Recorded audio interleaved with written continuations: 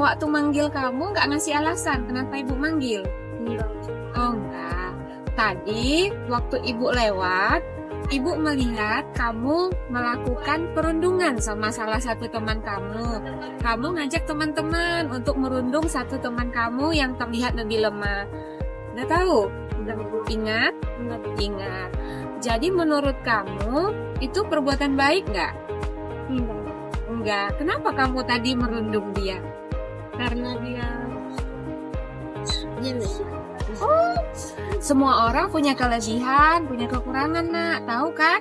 Ibu saja tidak selamanya benar. Ibu juga sering berbuat kesalahan. Tapi kalau kita menganggap orang lebih rendah dari kita, itu perbuatan baik nggak? Kita menganggap rendah orang lain, itu perbuatan baik nggak? Enggak. Jadi kalau misalnya kamu yang dibuat sama temannya begitu, kayak mana? Sakit, sedih. Terus tadi perasaan kamu waktu setelah melakukan itu sama temanmu kayak mana? Enak rasanya, puas gitu ya. Jadi kira-kira apa masalah yang kamu alami, yang kamu rasakan? Kenapa perasaan itu bikin kamu senang? karena dia bisa dibully. Oh, karena kamu melihat dia lemah gitu, jadi mudah dibully gitu ya. Jadi nak, perbuatan itu enggak baik. Sudah tahu itu enggak baik, ada nggak nanti masalahnya sama kamu datang? Kalau kamu terus buat seperti itu? Ada, Bu. Oke. Terus kita kan ada kesepakatan di kelas. Apa saja yang kamu ingat kesepakatannya? Masih Maksudnya main-main. Disiplin, tolong menolong, jujur. Nah, kalau itu tadi ada tolong menolong, kamu sudah mengajak teman untuk membuli. Kamu tolong menolong dalam hal membuli tadi baik nggak? Enggak. Jadi kira-kira kamu mau mengulangi lagi nggak perbuatan itu? Enggak. Nanti minta maaf sama temannya ya. Oke. Silakan kembali ke kelas. Kita mau masuk ujian. Terima kasih ya. Kau dari mana-mana aja kau. Atas mana?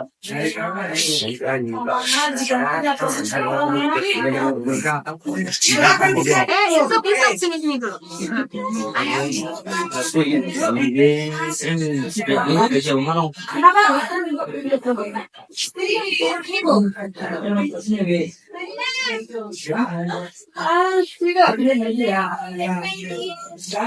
Isuk.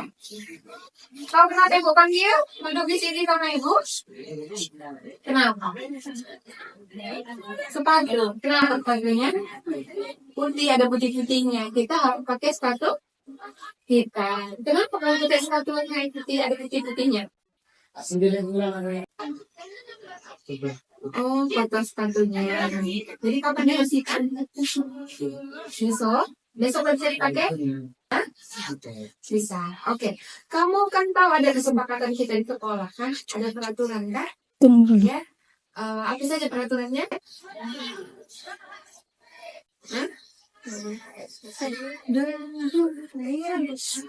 Nggak boleh pakai sepatu yang warna hitam. Terus dibikin apa lagi?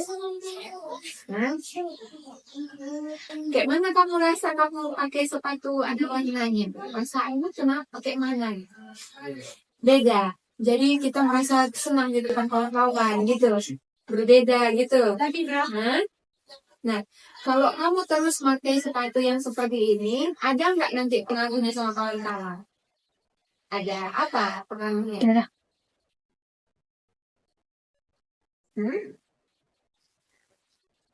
Apa pengaruhnya sama kawan-kawan? Apa mereka nanti ikut-ikutan pakai sepatu gak hitam? Kayak mana? Iya, bisa ikut-ikutan gitu. Jadi kira-kira mulai besok bisa ikutan pakai lagi sepatunya? Karena kita kan mau sekolah kita ini bagus, sekolah kita ini bisa menjadi sekolah yang disukai, diminati banyak orang. Tapi kalau dari si Yusufnya aja nggak mau berubah, kayak mana nanti orang? mau tertarik ke sekolah sekitar tuh enggak? Ya. Jadi mulai besok mau dipakai? Enggak, janji. Kamu janji sama diri kamu sendiri ya. Nanti kan ada konsekuensi. Kita ada poin, ada hukuman dari guru. Jadi kalau kamu terus seperti itu, kamu terima kan apa sanksinya? Oke, jadi mulai besok di rumah ya. Oke, sekarang boleh pulang. Ya? Oke.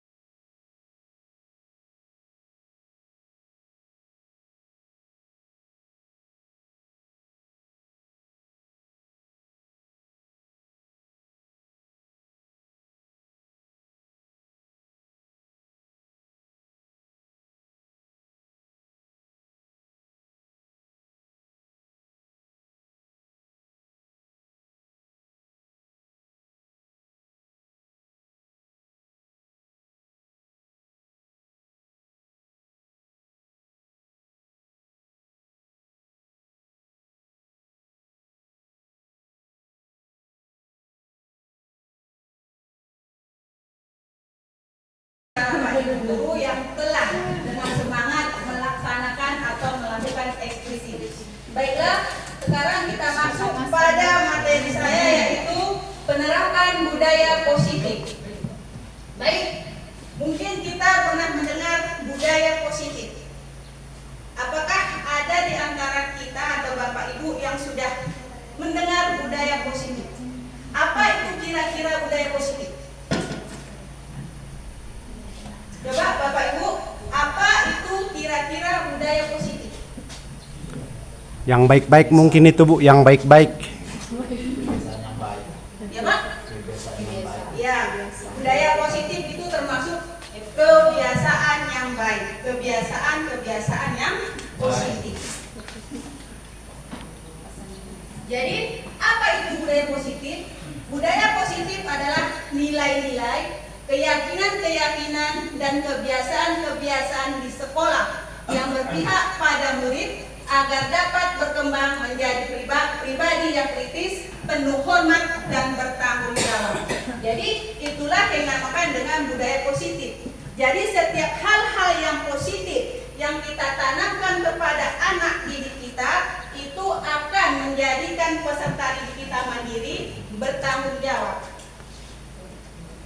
Kemudian, apabila budaya-budaya positif ini kita laksanakan di sekolah, maka peserta didik itu akan merasa nyaman, merasa aman, sehingga dalam belajar dia akan konsentrasi. Dengan adanya budaya positif ini, kita bisa melaksanakan pembelajaran seperti yang diinginkan oleh Bapak Pendidikan, yaitu Bapak Ki Hajar Dewantara, yaitu belajar atau pembelajaran yang berpihak pada murid. Jadi sekarang ini kita dituntut untuk dalam pembelajaran itu berpihak pada murid, bukan monoton gurunya. Kita guru hanya sebagai fasilitator saja. Jadi sekarang ini, zaman saat ini, kita dituntut itu pembelajaran yang berpihak pada murid. Kenapa harus budaya positif? Karena budaya positif dapat menumbuh kembangkan sikap bergotong royong, kolaborasi, empati, serta mandiri yang baik bagi peserta didik. Jadi dengan adanya perubahan paradigma adalah suatu keyakinan atau kepercayaan yang mendasari seseorang dalam melakukan tindakan. Jadi perubahan paradigma kita itu didasari oleh keinginan kita dari dalam diri kita untuk melaksanakan perubahan. Menurut Stephen Covey, bila kita ingin membuat kemajuan perlahan, sedikit-sedikit ubahlah sikap atau perilaku Anda. Namun, bila kita ingin memperbaiki cara-cara utama kita, maka kita perlu mengubah kerangka acuan kita. Ubahlah bagaimana Anda melihat dunia, bagaimana Anda berpikir tentang manusia.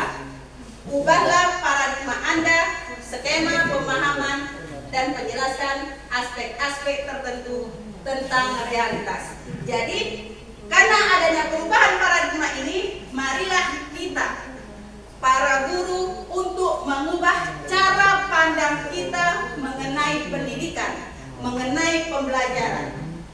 Janganlah kita hanya melihat ke belakang.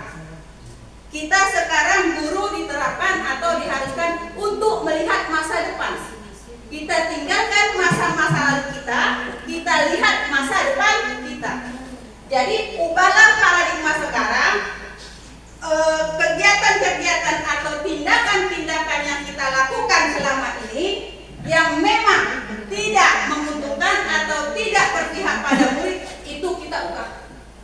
Jadi kita sekarang harus belajar untuk pembelajaran yang berpihak pada murid. Kita ini seorang guru dinamakan atau dikatakan sebagai seorang petani. Petani itu apabila kita menanam suatu tanaman, dia akan memupuk. Kan seperti itu. Dia akan terus merawat tanamannya sampai berhasil.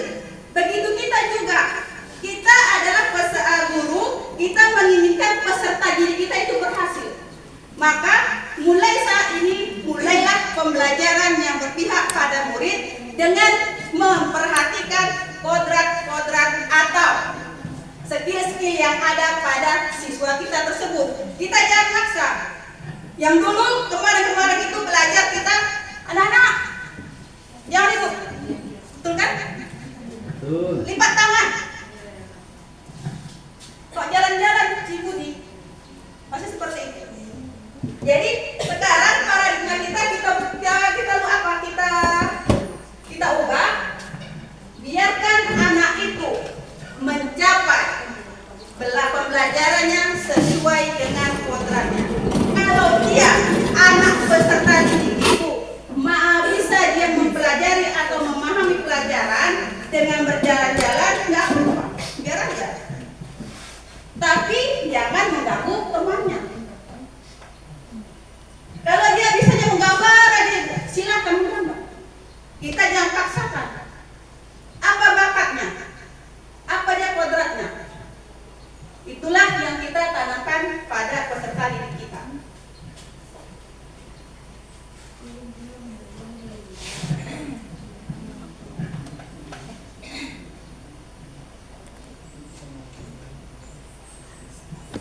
Ya, di sini ada stimulus respon lawan teori kontrol atau pandangan tentang dunia.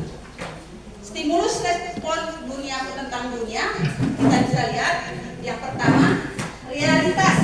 Berarti realitas kebutuhan kita sama. Berarti dalam kontrol tentang dunia, realitas kebutuhan kita itu berbeda.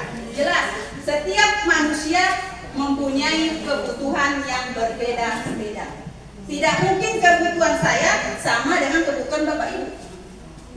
Kebutuhan saya akan berbeda dengan kebutuhan Bapak Ibu. Begitu juga dengan kebutuhan peserta didik kita. Mereka akan mempunyai kebutuhan psikis, kebutuhan psikologis yang berbeda dengan teman-temannya. Yang kedua, semua orang melihat hal yang sama. Sementara di teori kontrol, setiap orang memiliki gambaran yang berbeda. Kita mencoba mengubah orang agar berpandangan sama dengan kita. Sementara teori kontrol, kita berusaha memahami pandangan orang lain tentang dunia. Jadi di sini kita jangan menyalahkan apa itu pandangan dia. Dia misalnya melihat sebuah pemandangan atau itu bagus, sementara kita lihat jelek. Kita tidak bisa menyalahkan pandangan dia. Itu kan pandangan dia. Karena pandangan kita dan pandangannya tidak sama. Perilaku buruk dilihat sesuai satu kesalahan. Semua perilaku memiliki tujuan. Jadi setiap perilaku anak-anak didik kita ini itu memiliki tujuan. Orang lain bisa mengontrol saya. Hanya Anda yang bisa mengontrol diri Anda sendiri. Jadi hanya diri kita yang bisa mengontrol diri kita. Kita tidak bisa dikontrol oleh orang lain. Kita hanya bisa dikontrol oleh diri kita sendiri. Saya bisa mengontrol orang lain. Anda tidak bisa mengontrol orang lain.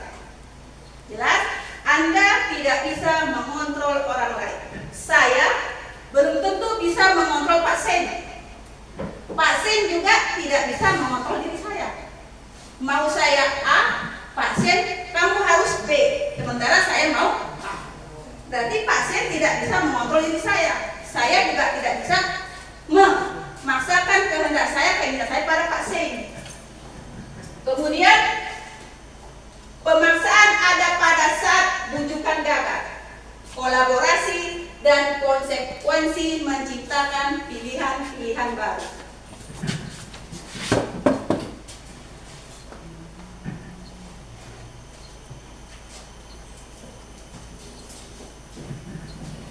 Ya, sekarang kita masuk pada disiplin positif. Dalam budaya kita, makna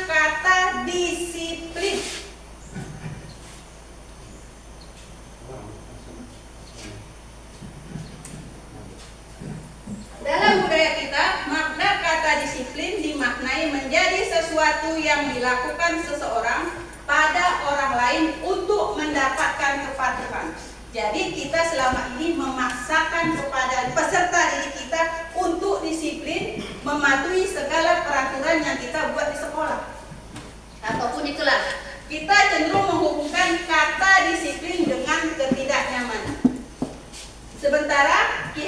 Dewantara mengatakan, di mana ada kemerdekaan, disitulah harus ada disiplin yang kuat.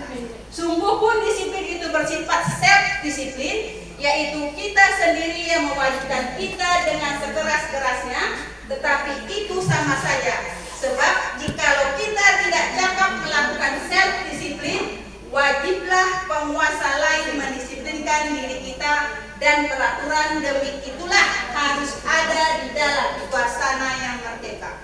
Jadi dalam pembelajaran yang merdeka ini, disiplin itu tercipta dari diri kita sendiri. Jangan kita meniru dari orang lain. Kita ciptakan disiplin kita diri kita sendiri dulu. Bisa kita masuk jam 8, jam setengah 8. Kita wajibkan anak didik kita datang jam 7. Kan? Sementara kita hadirnya jam 9. Apakah kita itu disiplin? Kita tidak kan? Kita menyuruh anak-anak jangan terlambat. Besok masuk jam berapa? Setengah 8. Kamu harus hadir jam 7.15. Sementara kita sendiri datangnya jam 10. Berarti disiplin itu harus diawali dari diri kita sendiri. Ini peraturan kelas merupakan alat untuk mengatur perilaku yang diharapkan terjadi pada peserta didik. Jadi kita bisa melaksanakan keyakinan kelas. Apa itu keyakinan kelas? Keyakinan kelas merupakan sesuatu yang dapat diterapkan di lingkungan kelas. Ya, keyakinan kelas dapat diterapkan di lingkungan kelas. Dengan cara pembuatan keyakinan kelas ini harus melibatkan seluruh siswa. Jadi dalam pembuatan keyakinan kelas ini kita minta kepada siswa untuk mengemukakan atau menuliskan apa yang harus dilaksanakan di dalam kelas itu. Pendapat dia dan pendapat teman yang lain itu berbeda. Kemudian kita tempelkan ke depan. Setelah kita tempelkan ke depan, kita cari mana-mana yang kira-kira memang cocok untuk keyakinan kelas. Mengapa keyakinan kelas? Mengapa tidak peraturan kelas? Keyakinannya itu nilai-nilai kebajikan atau prinsip-prinsip universal yang disepakati lepas dari latar belakang suku, negara, bahasa maupun agama. Contoh, pada masa COVID, ingat masa COVID Ibu, Bapak? COVID. Jadi pada masa COVID kemarin itu kita diharuskan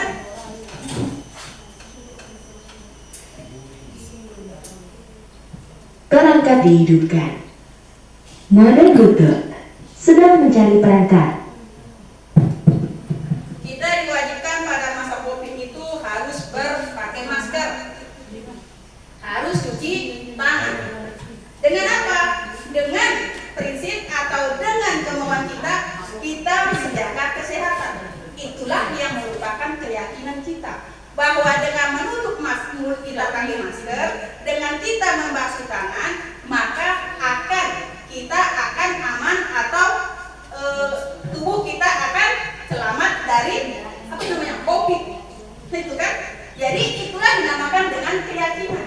Keyakinan kita bahwa untuk melakukan sesuatu itu ada akibatnya. Ini adalah langkah-langkah pembuatan keyakinan kelas. Yang pertama yaitu keyakinan kelas bersifat lebih abstrak daripada peraturan yang rinci dan konkret. Keyakinan kelas berupa pernyataan-pernyataan universal. Pernyataan keyakinan kelas senantiasa dibuat dalam bentuk positif. Jadi kalau ada kalimat-kalimat negatif, kita yang meluruskan. Keyakinan kelas hendaknya tidak terlalu banyak. Jangan kita membuat keyakinan kelas itu sampai 20. Kelas 5A, keyakinan kelasnya 20. Itu tentu muridnya atau peserta didik kita itu susah untuk mengingat apa-apa saja. Jadi walaupun dia 5 keyakinan kelas kita, tapi kalau dapat dilaksanakan dengan baik, itu lebih bagus daripada keyakinan kelas yang 20 tadi. Keyakinan kelas hendaknya tidak terlalu banyak tadi kan. Kemudian keyakinan kelas sebaiknya sesuatu yang dapat diterapkan di lingkungan sekolah kita. Semua warga kelas hendaknya ikut berkontribusi dalam pembuatan keyakinan kelas lewat kegiatan curah pendapat. Bersedia meninjau kembali keyakinan kelas dari waktu ke waktu. Jadi apabila kira-kira ada keyakinan kelas kita yang tidak sesuai, kita bisa meninjau kembali apakah perlu dirubah. Keyakinan kelas itu kan kita buat membuat kita. Tapi kalau kira-kira ada yang tidak dapat terlaksana, kita ubah. Di mana salahnya? Kita cari lagi solusinya. Ini contoh kesepakatan kelas saya. Kesepakatan kelas 5B SD Negeri 127 Paku. Setelah saya melakukan kesepakatan kelas, inilah hasil yang kami dapat. Yaitu 1. Religius dan berakhlak mulia. 2. Menciptakan kelas yang nyaman. 3. Belajar dengan tertib. 4. Menjaga kebersihan diri, kelas dan lingkungan sekolah, serta sopan santun. Inilah keyakinan kelas kami. Jadi yang kelima ini yang harus kita laksanakan. Bisa itu ibu diubah? Bisa. Kira-kira masih kurang ini, kita cari lagi, bisa. Makanya keyakinan kelas ini dapat kita tinjau atau kita ubah-ubah secara berkala. Kita menanyakan kepada siswa kita itu apa-apa kira-kira yang kita buat di keyakinan kelas kita ini. Mereka kan ada bilang, sopan bu, kan seperti itu kan? Tidak boleh nyontek kan ya? Kan gitu kan? Kemudian berdoa sebelum belajar bu. Nah, jadi kita lah yang menentukan apa kalimat-kalimat mereka itu kita yang membuat seindah mungkin.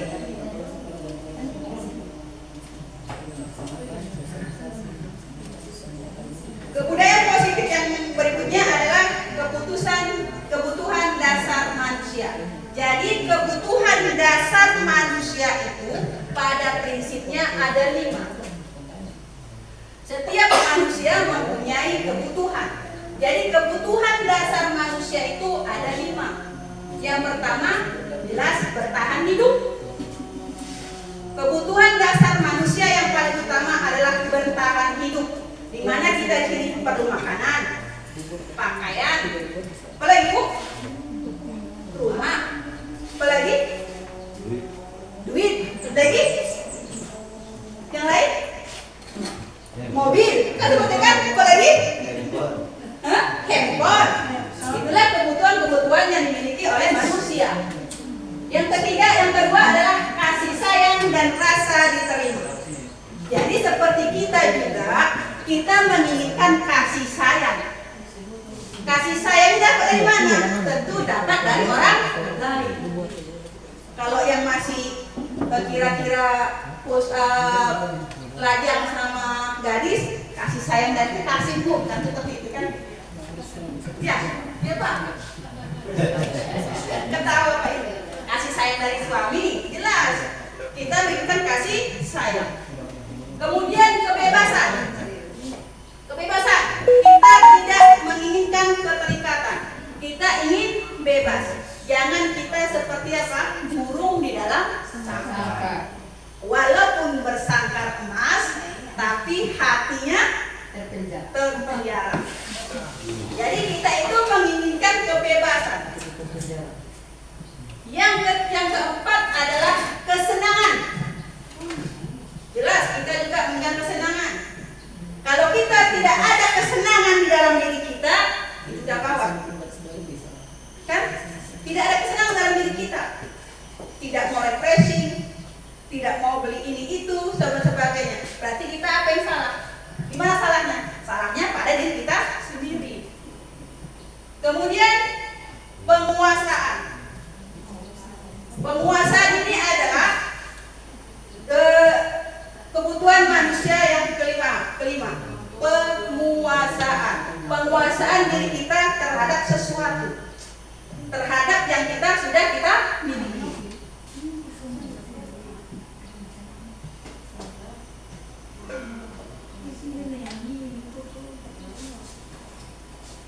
Ya.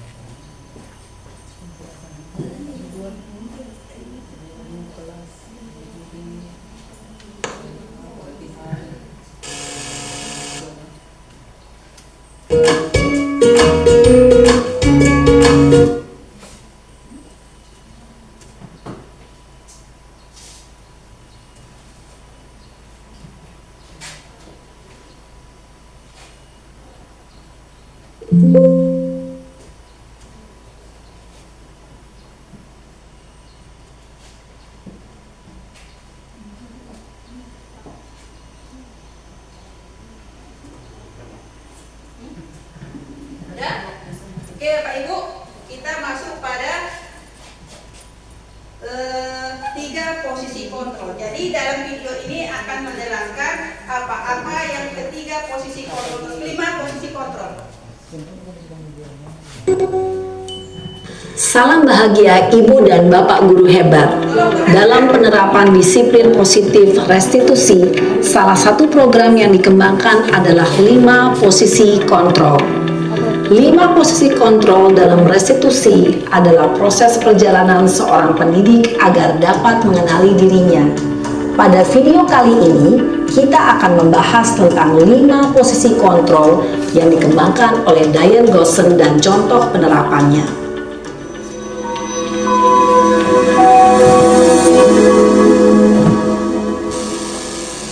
5 posisi kontrol itu adalah 1. Posisi penghukum, 2. Posisi pembuat merasa bersalah, 3. Posisi teman, 4. Posisi pemantau atau monitor, dan 5. Posisi manajer. Untuk lebih memahami kelima posisi tersebut, mari kita saksikan kasus Naren yang terlambat hadir 20 menit di sekolah dan melihat bagaimana kelima posisi kontrol dalam menghadapi masalah tersebut.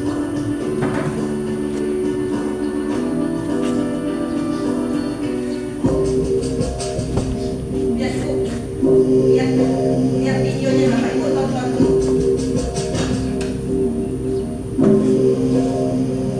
Naren!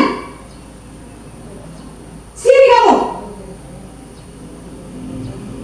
Selamat pagi, Bu. Selalu terlambat. Kamu deh, pasti terlambat. Maaf, Bu. Saya Apa? Apa coba? Alasan kamu apa lagi? Kapan sih kamu tidak terlambat? Malas sekali ya kamu jadi anak. saya Dasar pemalas. Gak kapok-kapok sih kamu. Sudah berapa kali terlambat? Sana, kamu keliling lapangan basket 2 kali. kenapa saya harus keliling lapangan basket, Bu? Kenapa? Kamu melawan ibu. Berani-beraninya jawab. Sudah terlambat, masih berani jawab pula. Sekarang, keliling lapangan basket 5 kali sekalian. Biar kapok. Cepat. Pergi sana ke lapangan basket. Posisi penghukum biasanya berbicara dengan nada tinggi, menghardik, menunjuk-nunjuk, menyakiti, dan menyindir. Hukuman bisa berupa fisik maupun psikis. Ibu dan Bapak guru hebat, dampak yang terjadi pada murid ketika guru berada pada posisi penghukum adalah murid cenderung akan memberontak, bahkan menyimpan dendam.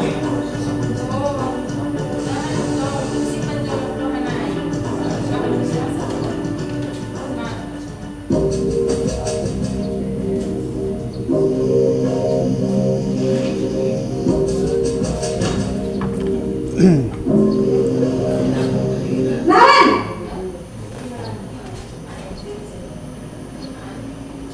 Selamat pagi, Bu. Naren. Kamu kenapa terlambat lagi, nak? Ya Tuhan, Naren.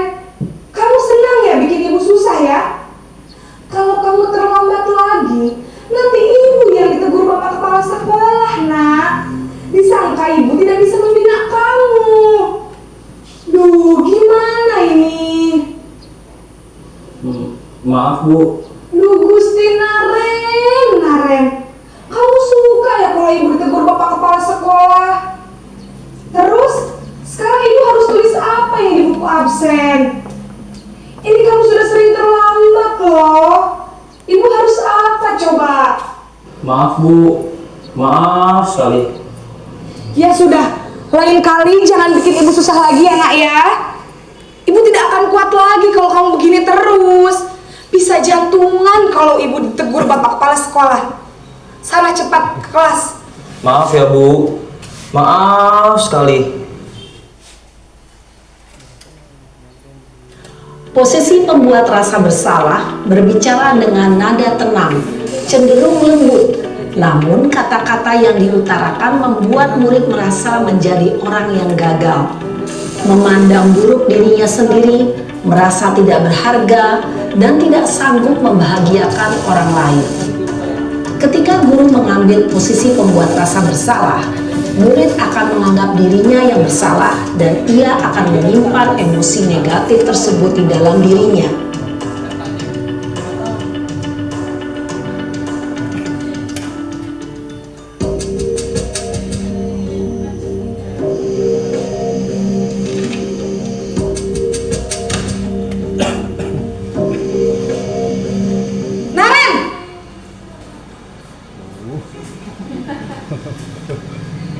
Selamat pagi, Bu.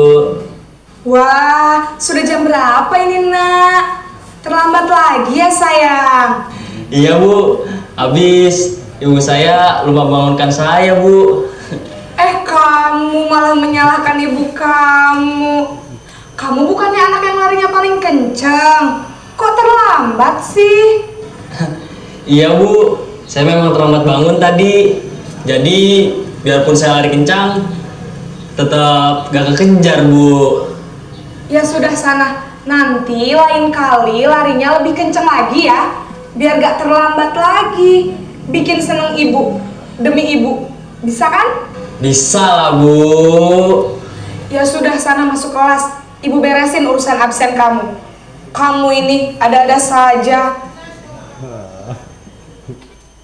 Dalam posisi teman, guru berbicara dengan nada suara ramah, akrab, cenderung bersenda gurau untuk menjaga suasana tetap santai. Murid akan merasa senang, aman, dan akrab dengan guru. Identitas yang tercipta adalah identitas sukses atau berhasil. Namun, perlu diingat, karena ini masih dorongan eksternal, maka ada faktor ketergantungan dari murid kepada orang tertentu. Di sini, guru absennya, sehingga di lain waktu, murid bisa berperilaku baik, namun hanya kepada orang-orang tertentu saja.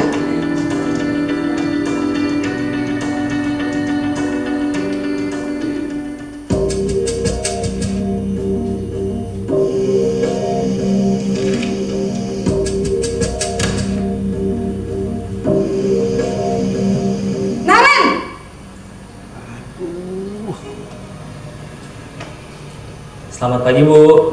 Naren, apa peraturan sekolah kita tentang jam berapa kita harus masuk sekolah, Nak?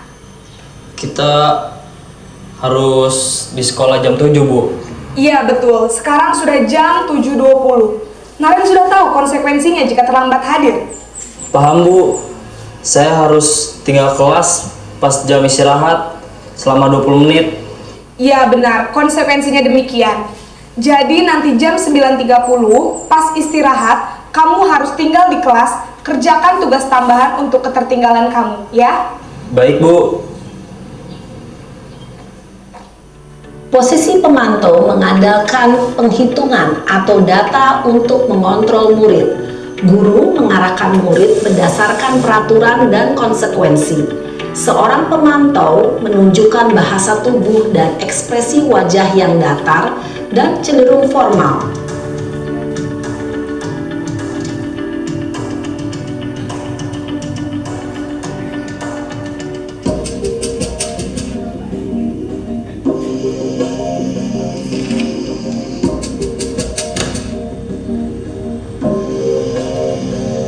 Naren!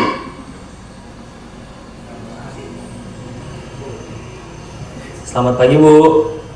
Selamat pagi, Naren. Maaf, Bu.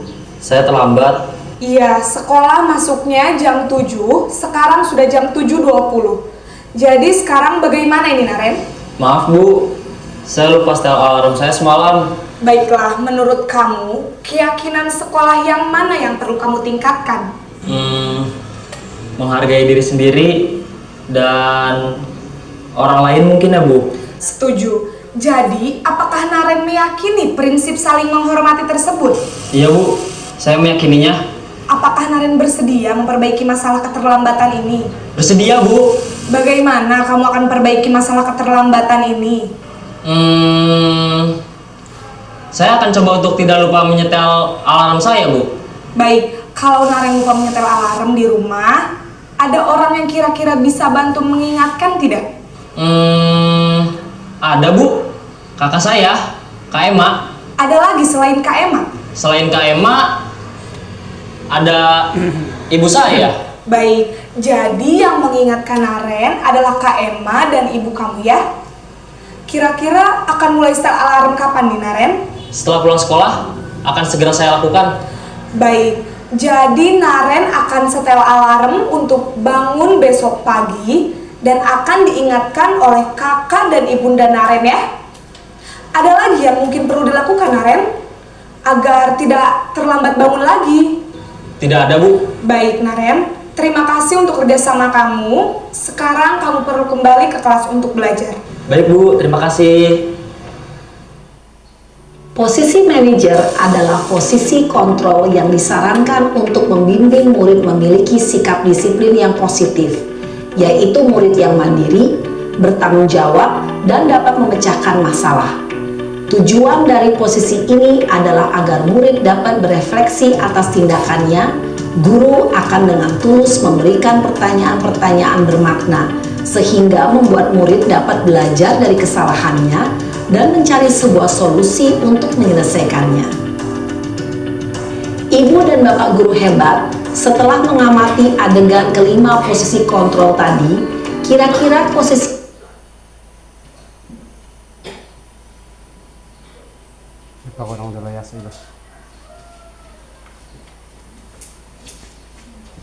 Perangkat dihidupkan. Mother Butut sedang mencari perangkat.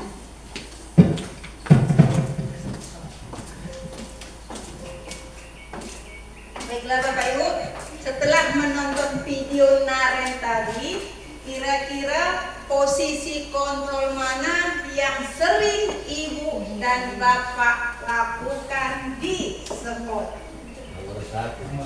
Nomor satu, sebagai penghukum. Yang lainnya lagi. Memang kita senantiasa sebagai penghukum kan? Kenapa nggak buat PR? Ketiduran Bu, lari kan gitu kan? Keliling sekolah dua kali. Besoknya lagi, tambah jadi 3 kali keliling kan seperti itu.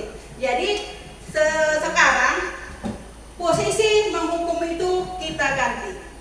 Karena itu tidak sesuai dengan merdeka belajar. Dengan posisi sekarang ini. Sebaiknya kita menggunakan nomor berapa? Kita menggunakan nomor 5, yaitu posisi sebagai manajer. Di mana di sini posisi manajer itu adalah posisi yang paling atau yang sangat dibutuhkan oleh peserta didik kita. Itulah yang diharapkan. Mengapa? Karena dengan posisi manajer ini kita tidak menghukum murid, tapi kita memberikan kesempatan kepada murid itu untuk mengakui kesalahannya. Kesalahan apa yang dibuatnya? Kita tidak menghukum, sehingga murid tersebut dapat mengatakan atau dapat mengetahui apa kesalahan dia. Kemudian bagaimana dia mengatasi masalah dia tersebut, sehingga kesalahan-kesalahan dia tidak diulang kembali. Kalau yang selama ini kita, memang saya pun terus terang sering kan, kita pasti nomor 1 langsung cepat menghukum. Tapi apa akibatnya? Akibatnya pasti ada anak didik kita yang sakit hati. Betul? Jelas itu, pasti ada yang sakit hati. Karena kemarin-kemarin itu ada kuping saya, ibu itu terlalu apa? Nanti kalau tua nanti tolak biar masuk kepala. Pasti dia ada dendam. Ada dendam dia di situ. Jadi sifat dendamnya ini akan merugikan dirinya sendiri. Jadi untuk saat ini atau mulai sekarang kita ubahlah prinsip kita atau keyakinan kita untuk melaksanakan posisi kita sebagai guru, yaitu posisi sebagai manajer. Jangan menghukum murid. Biarkan dia mengatakan apa kesalahannya dan dia sendiri yang mencari solusi atau pemecahan masalah atas kesalahan bersalahnya itu. Baik, yang berikutnya adalah tiga motivasi perilaku manusia. Pertama, hukuman, konsekuensi, dan restitusi. Coba, apa perbedaan hukuman dan konsekuensi? Kira-kira Bapak Ibu, apa itu hukuman? Apa itu konsekuensi?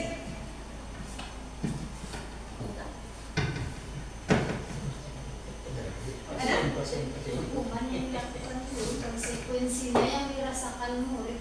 Oke, Ibu ini bilang hukuman yang dilakukan oleh guru, konsekuensi yang dirasakan oleh murid. Apakah ibu menghukum tidak dirasakan murid? Rasakannya kan? Terasakannya. Apa lagi kira-kira? Ada?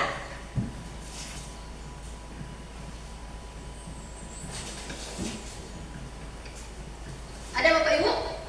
Pas, Bu, pas. Pas. Tepat. Ya.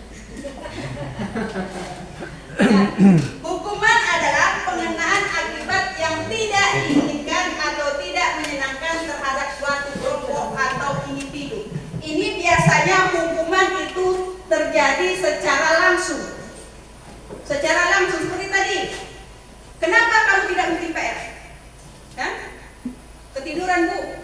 Atau saya pergi ke rumah nenek, Bu. Saya lupa, Bu. Kan banyak kan? Jadi apa langsung kita apa hukuman? Dan lari sana keliling. Atau lari apa? Kutip sampah, bersihkan WC. Pasti itu hukumannya. Kan? Itu kita kalau menghukum. Jadi efeknya itu kepada peserta didik itu dia akan merasa ada sakit hati. Jadi hukuman itu secara langsung spontan. Spontan kita, anak ini hukumannya. Kan gitu kan? Kemudian konsekuensi. Konsekuensi pada umumnya diberikan sebagai bentuk atau respon terhadap tindakan yang dilakukan seseorang terhadap peraturan yang telah ditetapkan. Misal, contohnya, kita masuk jam 7.30. Anak-anak harus hadir jam 7. Contoh kan?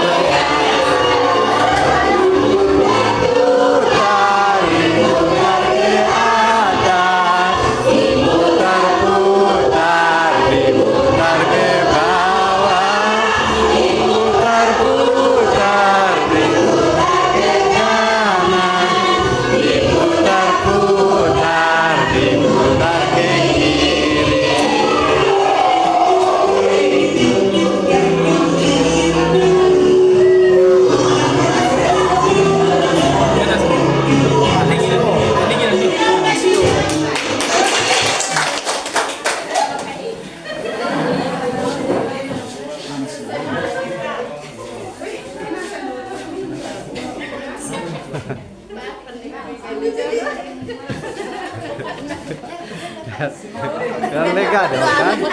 Anggota terus aha. Perangkat diduga. Badan Lutut sedang mencari perangkat.